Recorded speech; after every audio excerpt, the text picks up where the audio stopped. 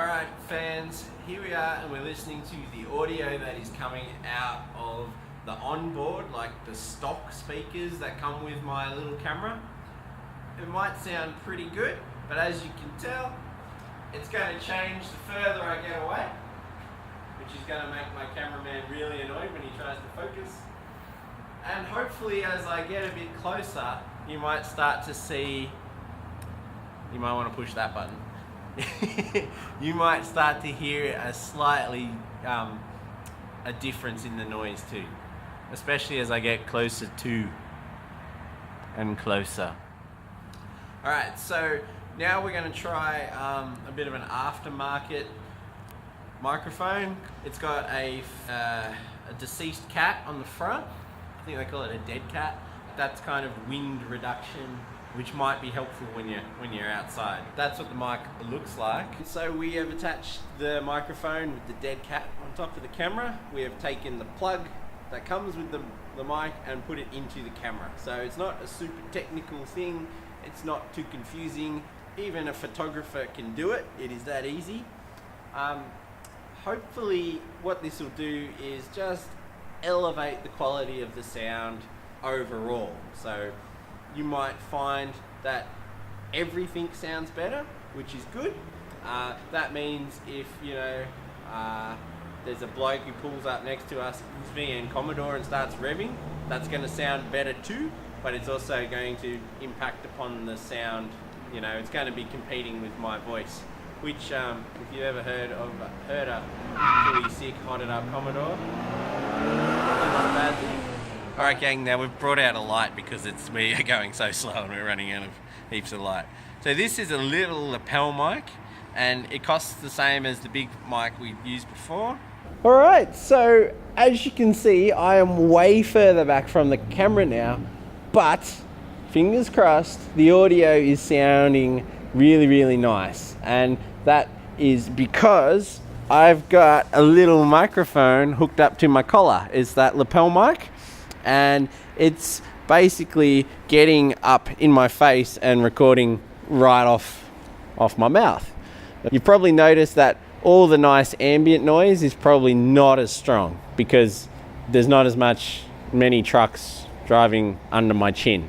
It's all really in this kind of area, which is kind of good and it's kind of bad, because if you're going to do an interview with someone else and they're not wearing a mic, it's kind of awkward. If I start talking to Mark, who's off camera here, and he's telling me things that would make good footage, you're not going to hear it. It's just going to be like me going, yeah. Yeah. There's a couple of ways you can get a lapel to record audio. You can plug a lapel into your phone or a voice recorder and hide it on the person.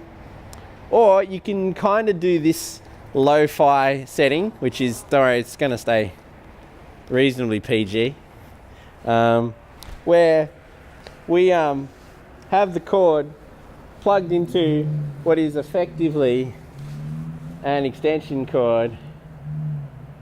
That'll mess with your exposure. So we have the exposure under control. So basically what we've done is we have moved the microphone input plug 4 meters away from the camera via like just some cords from J-Car. Cost us like $9 for each of these cords, and there's 2 of them, and they're going to last us forever.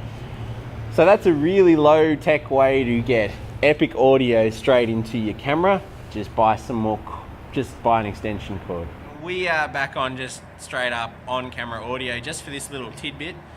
These lapels, not all of them are built equal. So if I'm going to record straight into my iPhone, all I need is this lapel. These pins here talk to Apple products, and if I plug it into my camera directly, it won't work. I don't know why, because technology, fairies, I don't understand. Had to buy this cord here, which then turns this Apple connector into a regular connector, and now it'll talk to any regular voice recorders, any camera. You can buy a couple of ways. You can buy a lapel mic that talks to cameras, and then you buy an adapter to make it talk to Apple, or you can buy something that talks to Apple, and that's what I did because most of my stuff is Apple.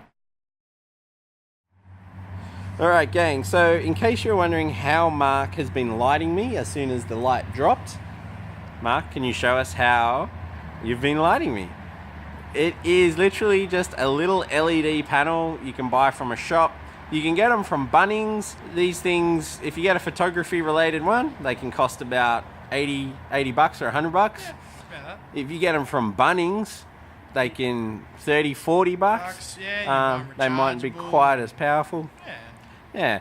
If you are filming in a really controlled environment, so if you're always filming in the back room, in TAFE somewhere, you can just get the really cheap ones that are really powerful. They don't run on batteries, they just run plugged into the wall, and they're really good. And it is just a nice little pocket light. Happy days. Thank you, Mark.